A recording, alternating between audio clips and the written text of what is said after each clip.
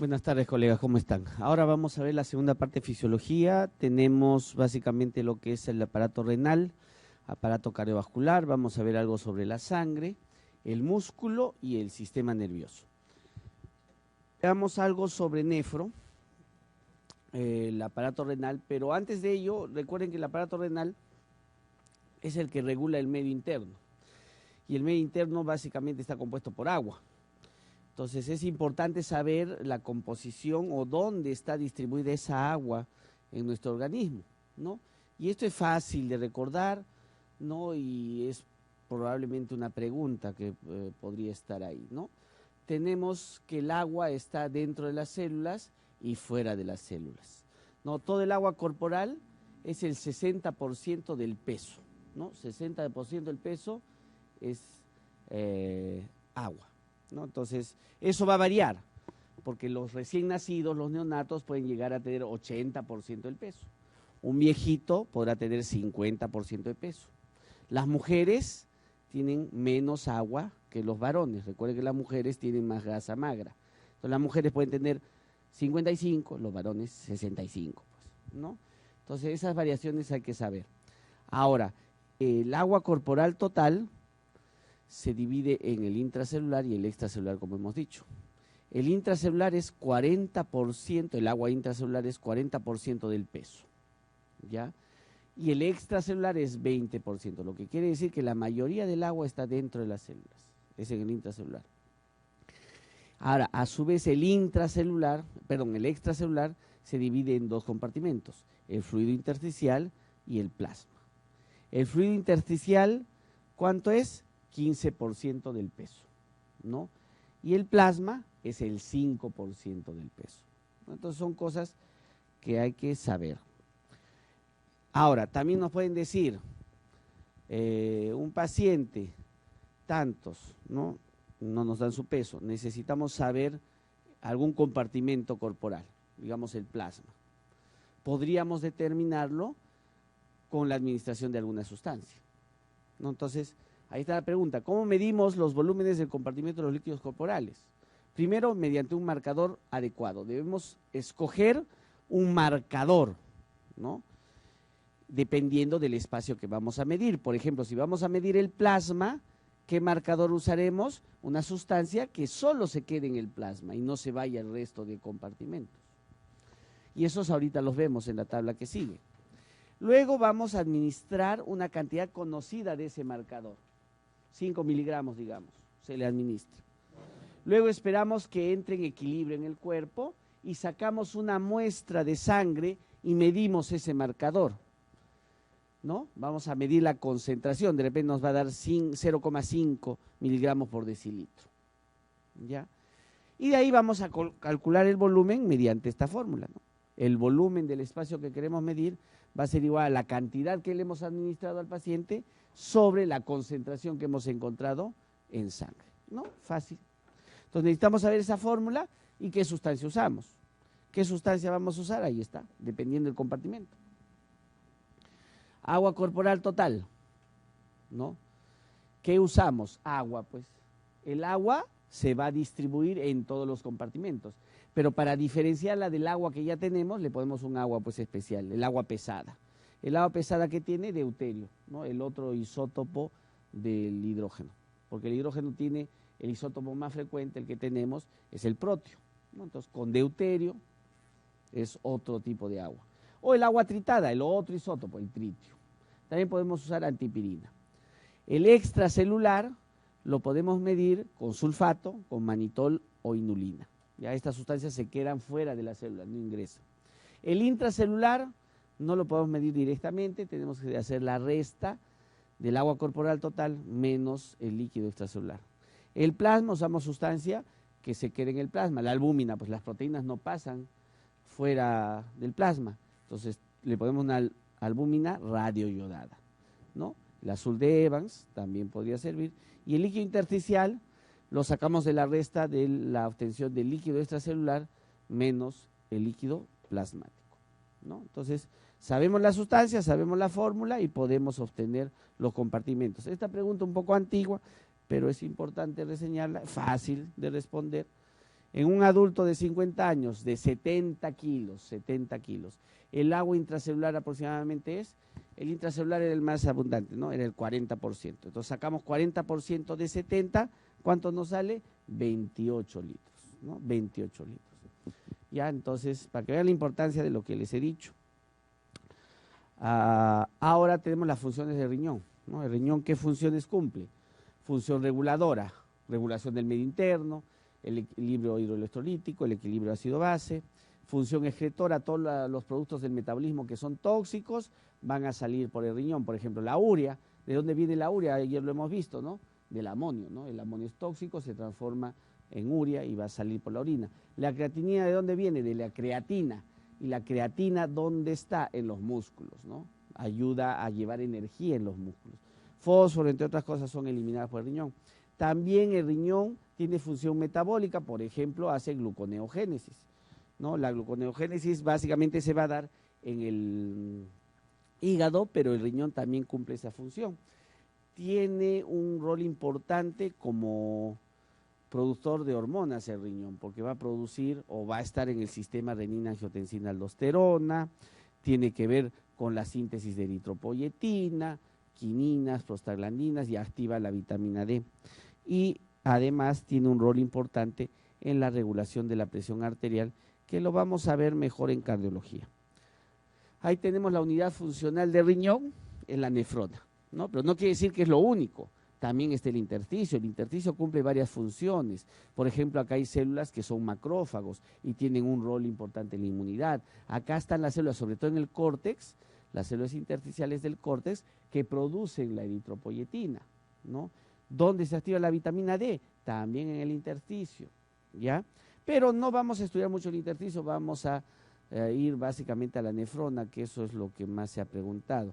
Como pueden ver, ahí hay dos tipos de nefronas, una nefrona cortical y una nefrona yuxtamedular. La nefrona cortical es más chiquita, como pueden ver, y tiene un asa de Henle bastante corta, ¿no? En cambio, la nefrona yuxtamedular es más grande, tiene un asa de Henle larga y además tiene al sistema de contracorriente, porque ahí están los vasos rectos, eso es importante. De esas dos nefronas, ¿cuál es la más abundante? 85% es nefrona cortical y 15% solamente es la yuxtamedular, ya solo es 15% esto. Pero si bien es la nefrona menos abundante, es la más importante. ¿Por qué? Ya se los he dicho, gracias a esta nefrona yo tengo el sistema de contracorriente. El sistema de contracorriente hace posible que el intersticio se torne concentrado, ¿no es cierto? Y otra cosa más, la luz tubular tenga un fluido con poca concentración, ¿no? Hiposmolar. Entonces, gracias a ese sistema de contracorriente yo tengo eso. ¿Y para qué sirve eso?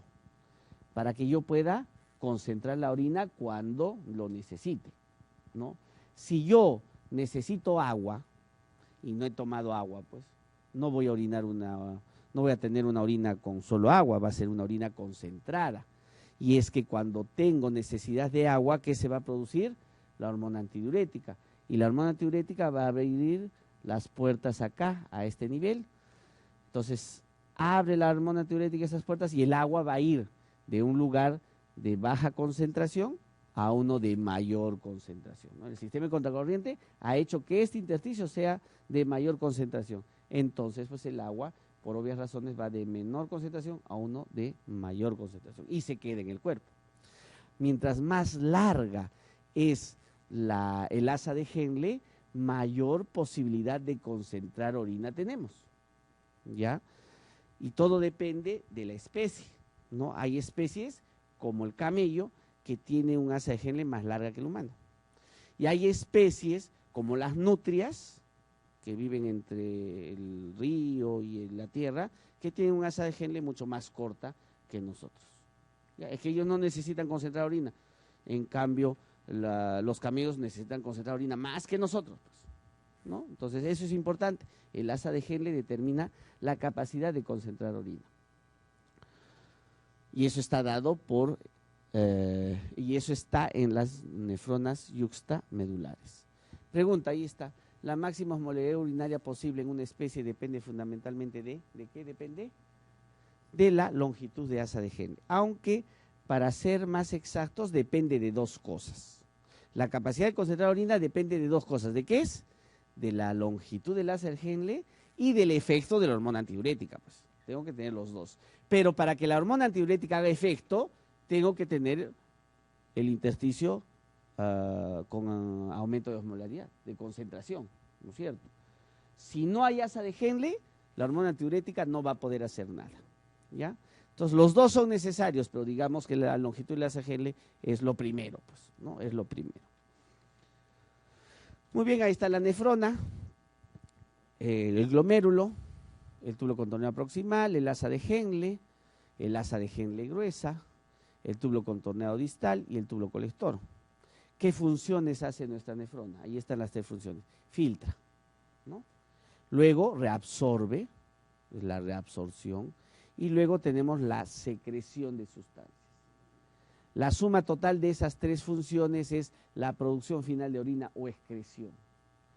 Por eso es importante no confundir excreción con secreción. ¿Secreción qué es? El paso de una sustancia del intersticio a la luz tubular. ¿Y excreción qué es? El producto total, ¿no? La suma de todos estos procesos. Se puede decir que la excreción urinaria es igual a filtrado glomerular menos reabsorción más secreción, ¿no es cierto? Si lo ponemos en una fórmula. Muy bien, vamos a estudiar todos esos procesos. Lo primero es el filtrado glomerular, ¿no? Y la sangre se filtra gracias a que hay una barrera de filtración, y ahí está la barrera de filtración. Tenemos un capilar glomerular, es un vaso sanguíneo, ¿no? Y todo vaso sanguíneo que tiene un endotelio, ¿no? Hemos visto que tiene un endotelio. Esta es la primera barrera de filtración.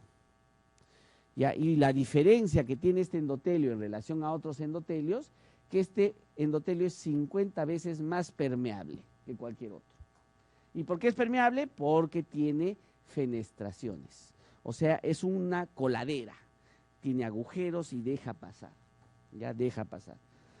Y eso es importante porque acá tiene que filtrarse. La segunda barrera de filtración es la lámina o membrana basal, que está fijando al endotelio, ¿no? Y la tercera barrera son los pies del podocito. Los pies del podocito están unidos unos contra otros, ¿no? Por dos moléculas principalmente. ¿Cómo se llaman esas moléculas? Podocina y nefrina. Mientras más podocina y nefrina tenga, mayor unión hay y no pasa nada. Si hay poca nefrina y podocina, se abre más el espacio. Entonces ahí estoy regulando. Y un ejemplo que se da en clínica, la glomerulonephritis membranosa tiene formas genéticas en las cuales no se expresa podocina. Y al no expresarse podocina, tengo un hueco más grande, un espacio más grande, y pasan las proteínas como si nada y tengo proteinuria masiva. ¿Ya? Entonces, pero eso es importante. Ahora, otra cosa más en esa barrera de filtración, como pueden ver, hay cargas negativas fijas en las tres capas de la barrera. Y esas son importantes, porque hacen que cuando llegue una carga negativa por el vaso, esta sea repelida y no va a filtrarse, ¿no? Entonces, cargas iguales se repelen, ¿no? Entonces, las proteínas, que son cargas negativas, van a pasar difícilmente al filtrado. Entonces, no pasan el filtrado. Hay dos determinantes para ver qué pasa y qué no pasa en el filtrado. ¿Cuáles son los determinantes? El tamaño y la carga. ¿Cuál es más importante entre esos dos? La carga, ¿ya? Claro, un sodio, que es una molécula pequeñita, pasa fácilmente, ¿no? Pero digamos, una albúmina es una proteína grande, no va a pasar por tamaño. Pero el mayor determinante que no deja pasar esa proteína es la carga también, ¿ya? Entre esos dos, entonces, la carga es el mayor determinante. Ahora, la filtración se da por esa barrera, pero gracias a que la sangre llega con cierta presión a ese nivel, ¿no? En el glomérulo, voy a tener una presión que se llama presión neta de filtración. Y esa presión neta de filtración, ¿cuánto es? 10 milímetros de mercurio, positivo. O sea, como es positivo, obviamente el flujo va del glomérulo al espacio de Bowman, ¿no? Y se da el filtrado, ya gracias a esa presión neta de filtración. La presión neta de filtración es la suma de varias presiones que se dan ahí. Hay dos presiones en el capilar y hay dos presiones, aunque aquí solo ven una, hay dos presiones en el espacio Bowman. En el capilar, ¿qué presiones tenemos? Esta es la presión hidrostática del glomérulo, presión hidrostática, ¿no? ¿Cuánto es la presión hidrostática que ejercida por el agua? 60 más 60, esa es la más importante, ¿no? Pero también tenemos otra presión, que es la presión oncótica, está acá denotada por pi, ¿no? La presión oncótica. Esa presión oncótica está ejercida por las proteínas, y las proteínas, ¿qué hacen? Jalan agua, no dejan que pase el agua. Por lo tanto, esa presión es negativa. ¿Cuánto va a ser esa presión? Menos 32, ¿no? Entonces está en contra del filtrado de la presión oncótica. Otra cosa, las presiones que tenemos en el espacio de Bowman. Acá también hay agua, ¿no? Si hay agua, hay una presión hidrostática que está en contra del filtrado. Es una presión negativa de menos 18. Y también habría una presión oncótica, pues, ¿no? ¿Que cuánto es? 0, pues por eso no aparece, ¿no? Porque como no pasan proteínas, no hay una presión oncótica relevante. Entonces sumo estas 4 presiones, 60 menos 18 menos 32 más 0 es 10, ¿no? Entonces, gracias a que tengo esa presión neta de filtración, tengo el filtrado glomerular. Esto es importante, de acá pueden venir varias preguntas. Todo lo que yo puedo hacer con las arteriolas aferentes y eferentes para yo regular mi filtrado glomerular, porque ahí estoy cambiando presiones, ¿no? Ahí está el primer ejemplo. ¿Qué pasa si yo hago vasoconstricción en la arteriola aferente? ¿Qué pasa? Menos flujo al glomérulo, baja mi presión hidrostática básicamente, y si baja mi presión hidrostática, ¿qué va a bajar? Mi tasa de filtrado glomerular, ¿no es cierto? Entonces es una consecuencia. Y hay otra consecuencia que no está acá, pero agréguenla. ¿Qué va a pasar con mi flujo sanguíneo renal efectivo? También va a disminuir, pues. Si yo tengo vasoconstricción acá, mi flujo sanguíneo renal efectivo disminuye. Dijo flujo sanguíneo renal efectivo, ¿por qué? Porque ese es el flujo que va a nutrir al riñón. La sangre, cuando va al riñón, primero se filtra, ¿ya? O sea, la sangre llega primero acá al glomérulo. Y lo que sobra va a la arteriola eferente y de ahí va a nutrir al riñón. O sea, de acá salen las arterias que nutren al riñón. Por eso ese recién se le llama flujo sanguíneo renal efectivo. Entonces, si yo hago vasoconstricción acá, bajo la tasa de filtrado glomerular y también bajo mi flujo sanguíneo renal efectivo. ¿Quién ocasiona esto? Vasoconstricción de la arteriola aferente. Noradrenalina en dosis altas, no en dosis fisiológicas, ¿no? Yo puedo estar estresado, libero noradrenalina y no va a pasar nada, no, tiene que ser en dosis altas. La endotelina también puede hacer vasoconstricción a ese nivel, ¿ya? Y la angiotensina también podría ser, aunque la angiotensina lo hace más en la eferente, pero en dosis altas también al final puede hacer una vasoconstricción a ese nivel, ¿ya? La otra opción es que yo haga vasoconstricción de la eferente. Si yo hago vasoconstricción del eferente, la sangre se encharca, pues no pasa muy rápido hacia el eferente, entonces se encharca acá en el glomérulo, aumenta la presión hidrostática y si aumenta la presión hidrostática, aumenta mi tasa de filtrado glomerular, ¿no es cierto? Pero ¿qué pasa con el flujo sanguíneo, el flujo renal efectivo? Disminuye, estaría disminuyendo. ¿Quién hace esto? Sobre todo la angiotensina 2, ¿no? La angiotensina 2 por excelencia es la que vasoconstriye sobre todo la eferente.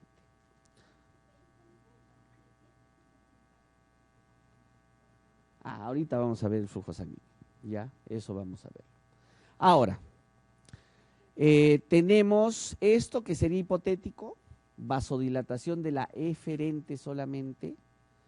¿Qué pasaría si hay vasodilatación de la eferente? La sangre pasa más rápido, pues, bajando la presión hidrostática acá, por lo tanto, baja mi tasa de filtrado glomerular.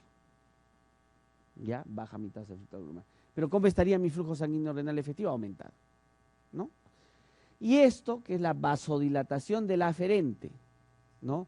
Si yo vasodilato la aferente, más flujo en el glomérulo, por lo tanto, aumento mi tasa de filtrado glomerular, aumento también mi flujo sanguíneo renal efectivo, ¿no? ¿Y quién ocasiona esto? Dos sustancias importantísimas, óxido nítrico y prostaglandinas, sobre todo la I2 y la E2, ¿no? Entonces ahí tienen esos juegos que pueden ser preguntados.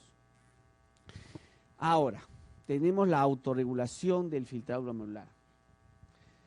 El riñón tiene un mecanismo por el cual la tasa de filtrado glomerular se mantiene estable, no importa cómo cambie la presión arterial. La presión va a cambiar durante el día, ¿no? Está cambiando.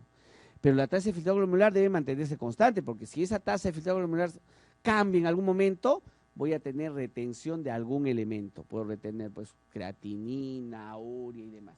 Entonces, mi tasa de filtrado glomerular debe ser constante, no importa cómo cambie mi presión arterial, ¿ya? Constante. Claro, dentro de un límite, ¿no? Claro que si estoy en shock, mi presión baja tanto que mi flujo sanguíneo renal también va a cambiar y voy a bajar mi tasa de filtrado glomerular de todas maneras. ¿Ya? Entonces, dentro de un límite, mi tasa de filtrado glomerular se mantiene estable. Y eso se llama autorregulación del filtrado glomerular. ¿Y de qué depende esa autorregulación del filtrado glomerular? De tres cosas. La primera cosa es la respuesta miógena. Todos los vasos sanguíneos tienen respuesta miógena, pero la arteriola aferente es la más reactiva. Ya es la más reactiva. Esa respuesta miógena, ¿para qué sirve? Para mantener el flujo del vaso sanguíneo. O sea, todos los vasos sanguíneos tratan de mantener el flujo constante. Entonces, si yo tengo mucho flujo, ¿no? Mucho volumen le está llegando a ese vaso, ¿el vaso qué hace? Se vasodilata, ¿ya? Y si le llega poco flujo a ese vaso, ¿qué hace el vaso? Se vasoconstriñe, ¿ya? Y así mantengo el flujo constante, ¿ya? Entonces, ese es el primer mecanismo, que es inmediato. A la arteriola aferente le llega poca sangre, ¿qué va a hacer esa arteriola aferente? Se va a vasodilatar. Entonces va a hacer que llegue un poquito más de sangre, ¿no? Al glomérulo. Ya, entonces la arteriola aferente tiene mayor respuesta miógena. El otro mecanismo por el cual yo autorregulo mi filtrado glomerular es la retroalimentación túbulo-glomerular. Yo filtro, ¿no? Si he filtrado menos, eso se va a dar cuenta ¿quién? La mácula densa. La mácula densa va a decir, hay menos sodio, menos cloro. Entonces la mácula densa va a hacer dos cosas. Una inmediata, le va a decir a la arteriola aferente que se vasodilate, ¿ya? Una inmediata. Y otra que va a demorar un poquito, porque las células yuxtaglomerulares van a producir renina, ¿no? Y la renina al final va a transformar angiotensina 2, y eso va a ser vasoconstricción de la eferente. Entonces tengo dos cosas, vasodilatación de la aferente, vasoconstricción de la eferente, y mejoro mi presión en el glomérulo, restituyendo ese filtrado glomerular que estaba disminuido. ¿Ya? Segundo paso. Y tercer mecanismo por el cual mantengo mi filtrado glomerular son la presencia de hormonas autacoides y el propio sistema nervioso autónomo, ¿no? Por ejemplo, acá están todas estas sustancias que pueden aumentar o disminuir el filtrado glomerular, ¿no? Por ejemplo, si yo estoy deshidratado, ¿no? Baja el flujo sanguíneo renal, tengo menos flujo sanguíneo renal, por lo tanto inmediatamente se produce óxido nítrico y prostaglandinas. ¿Qué van a hacer? Vasodilatar la aferente y le va a hacer llegar más sangre al glomérulo y la tasa de filtrado glomerular se va a mantener estable, ¿no? Entonces también tenemos esas sustancias. Entonces, ¿cuáles son los tres mecanismos para mantener la autorregulación renal? Reactividad miogénica, la respuesta miógena, lo otro es la retroalimentación túbulo-glomerular y la presencia de hormonas y el propio sistema nervioso autónomo. Ya, entonces ese es el glomérulo. ¿Qué hace el glomérulo? Filtra, pues, ¿no? Y hemos visto los pasos y por qué filtramos. Ahora vamos a ver el túbulo. Y es que en el túbulo se va a dar las otras dos funciones que son reabsorción y secreción. ¿Ya? Y eso vamos a verlo acá. Tenemos el túbulo contorneado proximal, toda esta parte, ¿no? Que está constituido por diversas células. Estas células tienen un borde en cepillo muy prolijo, ¿ya? Y hagan pues un símil con el enterocito. El enterocito también tiene microvellosidades, un borde en cepillo, ¿no? Y es que el enterocito, ¿qué hace? Absorbe. Y el túbulo contorneado proximal, ¿qué va a hacer? Reabsorber, que es lo mismo, ¿no? Entonces, el lugar que más absorción tiene en todo el túbulo es el túbulo contorneado proximal. Es más, acá se va a absorber entre el 60 y el 70% de todo lo que se ha filtrado, ¿no es cierto?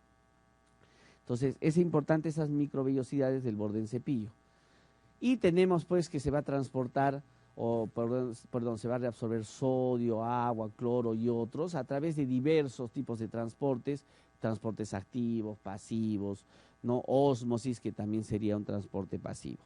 Ahí tenemos estos transportadores, ¿no? Estos transportadores en el túbulo contorneado proximal, que son importantes.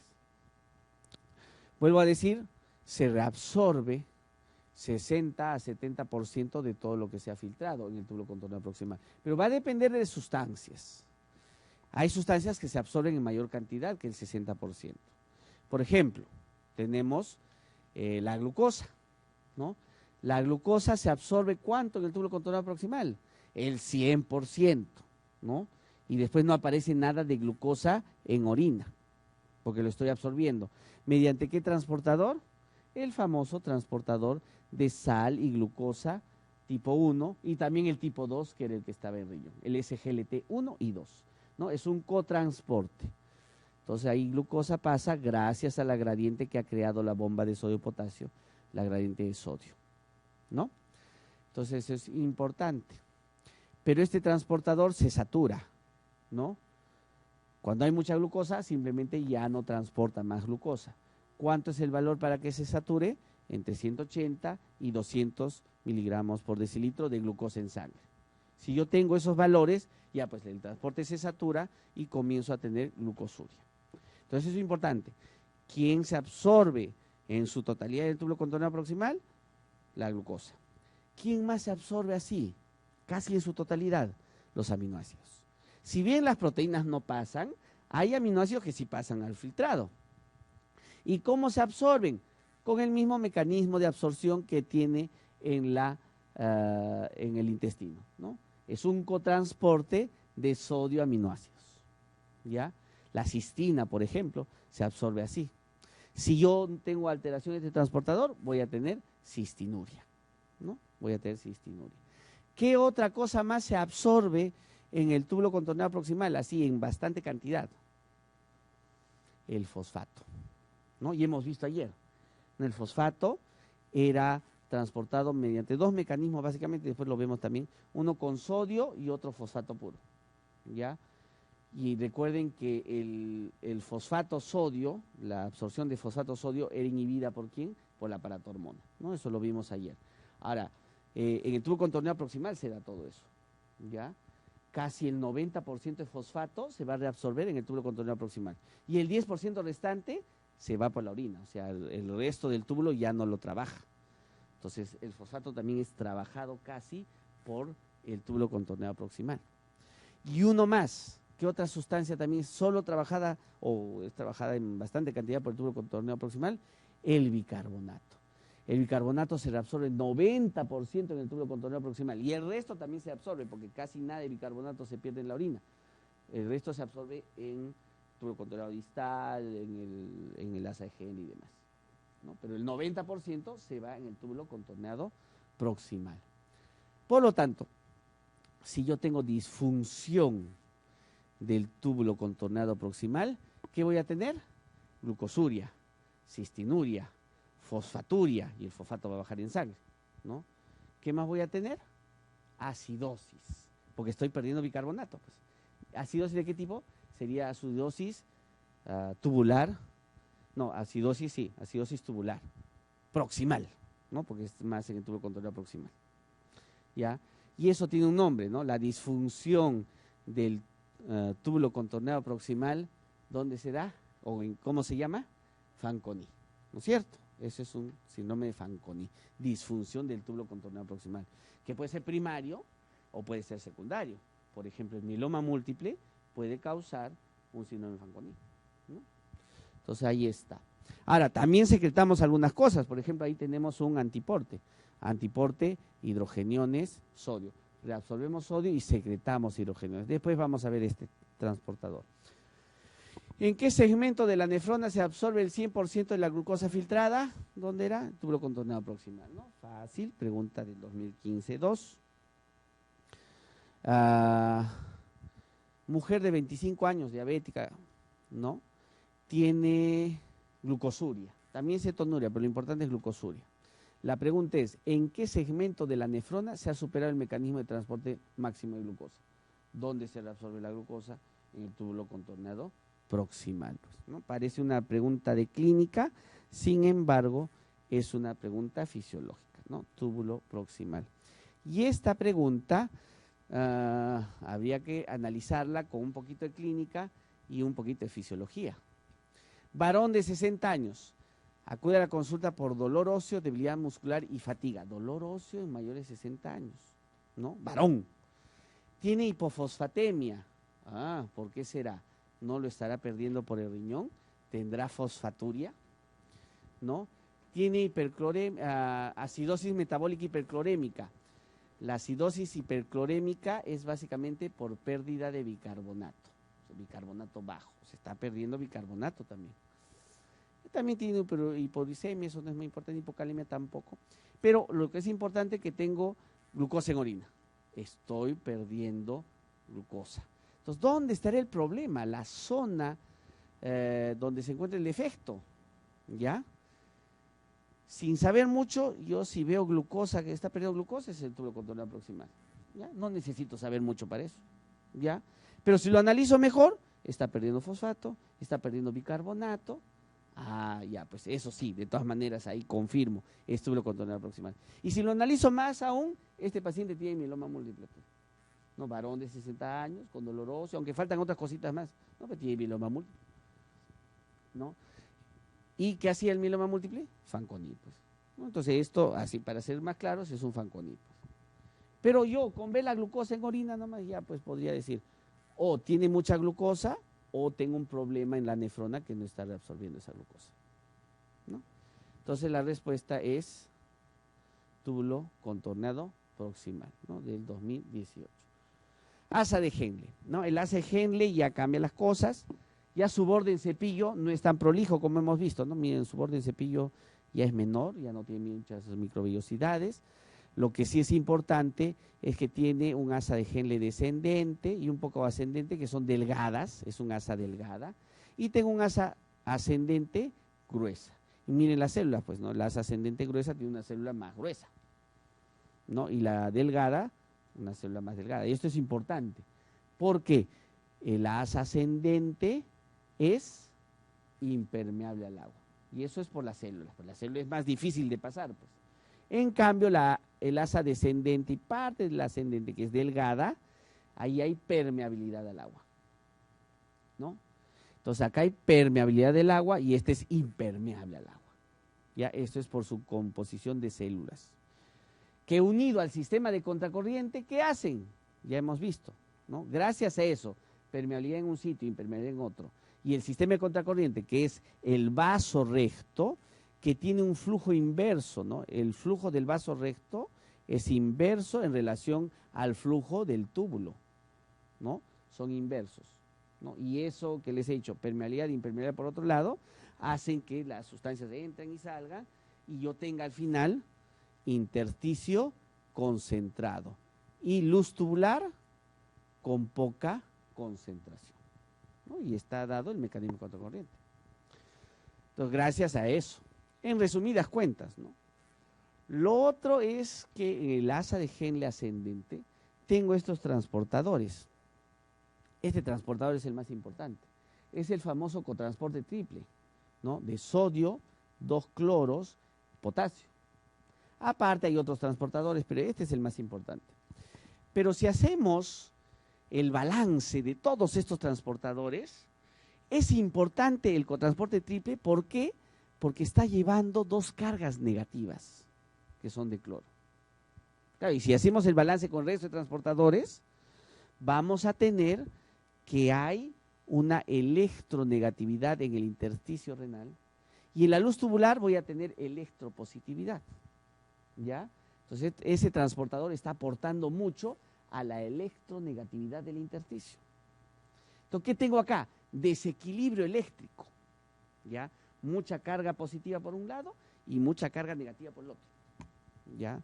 Y ahí debemos aplicar una ley. ¿Cómo se llama esa ley? La ley de Gibbs-Donan. ¿Qué dice la ley de Gibbs-Donan? Dos compartimentos separados, ¿ya? Separados por una membrana permeable. ¿Qué propiedad tiene?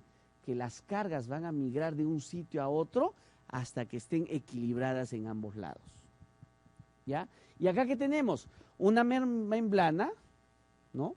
Es una membrana permeable, semipermeable, pero es permeable, ¿no? Tenemos desequilibrio eléctrico. Entonces, ¿qué va a pasar? Las cargas van a migrar para equilibrar todo eso. ¿Y cómo van a migrar? Vía paracelular, por difusión paracelular. Entonces, tenía electronegatividad acá, entonces las cargas positivas van a ir a equilibrar eso. Un poco más de sodio, que ya pasó sodio, ¿no? Pero más sodio va a pasar acá, más potasio y sobre todo magnesio y calcio. Entonces, así estoy reabsorbiendo magnesio y calcio. Ahora, la otra importancia de ese transportador es que es inhibido por los diuréticos de asa, ¿no? La furosemida inhibe este transporte a este nivel, ¿no? Entonces, cuando tengo furosemida, se va sodio, se va cloro, se va potasio, ¿no? Tengo hipocalemia también. Y también se va calcio y magnesio, porque al inhibir no estoy absorbiendo cloros y no estoy favoreciendo a la electronegatividad que yo quiero, ¿ya? Ahora, el diurético de asa es potente, ¿por qué? Porque estoy interfiriendo con el 25% de sodio. Este cotransporte triple transporta el 25% de sodio de todo el túbulo, ¿ya? Entonces, esa es bastante. Y la patología que se ve en ese transportador, ¿cuál es? ¿Cómo se llama? Síndrome de Bartter, ¿ya? ¿Problemas con este transportador? Síndrome de Bartter. ¿Qué tendrá el paciente? Pérdida de sodio, y ese sodio se va con agua, ¿no? Y el paciente para deshidratado. No se ve mucha hiponatremia porque pierdo tanto agua como sodio, pero sí lo que se va a ver es hipocalemia, pues. El paciente también tendrá hipocloremia, ¿no? Entonces es importante el síndrome de Bartter, transportador, en este caso el alterado es el cotransporte triple.